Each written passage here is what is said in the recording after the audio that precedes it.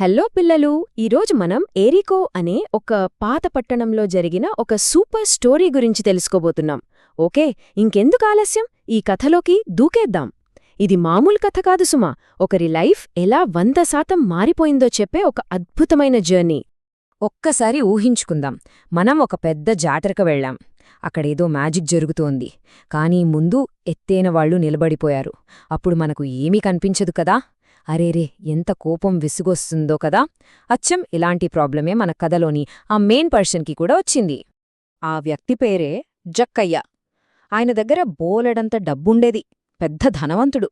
కాని ఆయనలో అందరికీ ఇట్టే కనిపించే ఒక విషయమేంటంటే, ఆయన చాలా అంటే చాలా పొట్టివాడు. ఎంత డబ్బున్నా సరే ఆయనతో ఆడుకోవడానికి గాని మాట్లాడటానికి గాని ఎవరూ లేరు. ఆయన చాలా ఒంటరివాడు. ఇక్కడసలు ట్విస్టేంటంటే, జక్కయ్య చేసే పని ఆయనొక సుంకపు అధికారి, అంటే ట్యాక్స్ కలెక్టర్ అన్నమాట. అప్పట్లో ఈ ట్యాక్స్ కలెక్టర్లు అంటే జనాలకు అస్సలు పడేది కాదు. ఎందుకో తెలుసా? వాళ్ళు కట్టాల్సిన దానికంటే ఎక్కువ డబ్బులు లాక్కుని జనాన్ని భలే ఏడిపించేవారు. జక్కయ్య కూడా అచ్చం అలాగే చేసేవాడు. మరి ఎవరైనా అలా అన్యాయంగా పాకెట్ మనీ లాక్కుంటే మనక్కూడా కోపం వస్తుంది కదా.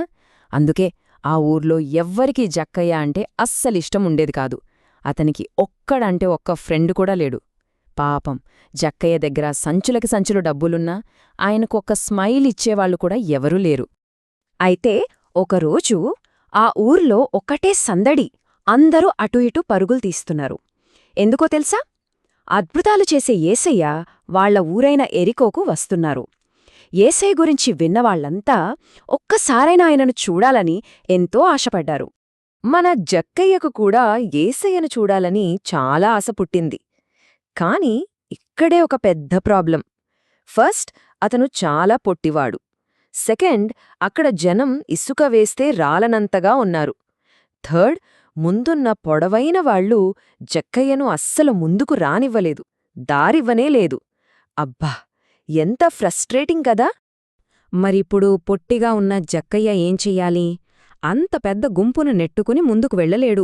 అలాగని డిసప్పాయింట్ అయిపోయి ఇంటికి వెళ్ళిపోతాడా? మనమైతే ఆ ప్లేస్లో ఉంటే ఏం చేస్తాం? జక్కయ్య అస్సలు గివప్ ఇవ్వలేదు. అతనికొక సూపర్ ఐడియా వచ్చింది. యేసయ్య ఏ దారిలో వస్తున్నారో చూసి ఆ దారిలో ముందుకు పరిగెట్టాడు.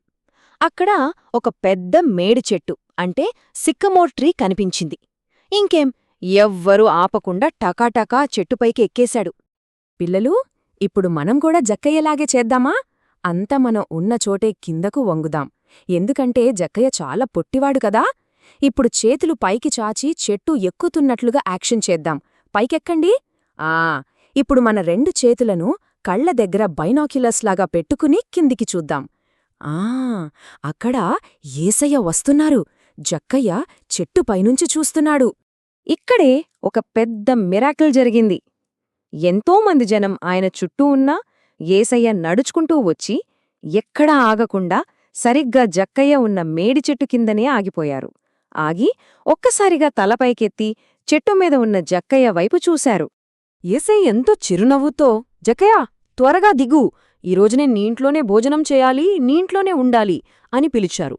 జక్కయ్య షాక్ అయిపోయాడు. ఎందుకంటే ఆ ఊర్లో ఎవ్వరూ అతని పేరు పెట్టి కూడా పిలవరు. అలాంటిది సాక్షాత్తు యేసయ్య తన పేరు పెట్టి పిలిచేసరికి ఆ సంతోషంతో గబగబా కిందకు దిగాడు. కాని చుట్టూ ఉన్న జనాలకు ఇది అస్సలు నచ్చలేదు. జక్కయ్య ఒకప్పుడు అందరి డబ్బులు లాక్కుండాడు కదా. అందుకే ప్రజలంతా ఇతను మంచివాడు కాదు కదా, అసలు యేసయ్య ఇతనింటికి ఎందుకు వెళ్తున్నారు అని అసంతృప్తిగా గొణుక్కోవటం మొదలుపెట్టారు. వాళ్లకు జక్కయ్య చేసిన తప్పులు మాత్రమే గుర్తున్నాయి. ఇప్పుడు ఈ కథ ఎంత అద్భుతంగా టర్న్ తీసుకుంటుందో చూద్దాం. యేసయ్య చూపించిన ఆ నిజమైన ప్రేమకు జక్కయ్య మనసు పూర్తిగా కరిగిపోయింది. వెంటనే అందరి ముందు నిలబడి, ప్రభువా, నా ఆస్తిలో సగం పేదలకు ఇచ్చేస్తాను. ఒకవేళ ఎవరి దగ్గరైనా అన్యాయంగా డబ్బులు తీసుకుని ఉంటే వారికి తిరిగి ఇచ్చేస్తాను అని ఒక గొప్ప ప్రామిస్ చేశాడు. ఎంత తిరిగిస్తాడో తెలుసా? ఏకంగా 4 రెట్లు. అంటే ఎవరి దగ్గరైనా అన్యాయంగా ₹1 తీసుకుంటే వారికి ₹4 తిరిగి ఇచ్చేస్తాను అని జక్కయ్య మాటిచ్చాడు. ఇది నిజంగా మైండ్ బ్లోయింగ్ కదా. ఒక మనిషిలో ఎంత పెద్ద మార్పు! జక్కయ్య గుండెల్లో వచ్చిన ఈ గొప్ప మార్పును చూసి ఏసయ్య ఎంతో సంతోషించారు.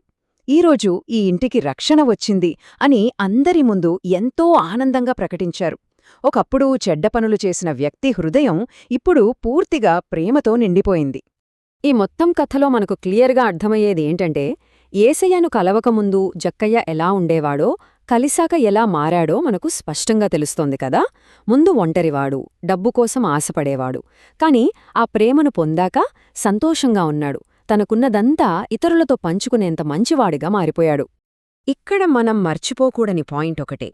మనం ఎలా ఉన్నా, ఎంత పొట్టిగా ఉన్నా, లేదా గతంలో ఏ తప్పులు చేసినా సరే, దేవుడు మనల్ని ఎప్పటికీ ప్రేమిస్తూనే ఉంటాడు.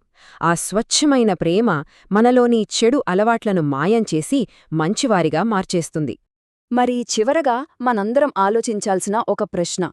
జక్కయ్య లైఫ్ని పూర్తిగా మార్చేసిన ఆ గొప్ప ప్రేమ ఈరోజు మన హృదయాలను ఎలా మార్చగలదు? మనం కూడా జక్కయ్యలాగా తప్పులను సరిదిద్దుకుని పక్కవాళ్లకు హెల్ప్ చేసే మంచి మనసును ఎలా తెచ్చుకోవచ్చో ఆలోచిద్దాం. సో ఈ అద్భుతమైన కథలోని లెసన్ను మన నిజ జీవితంలో కూడా తప్పకుండా ఫాలో అవుదాం.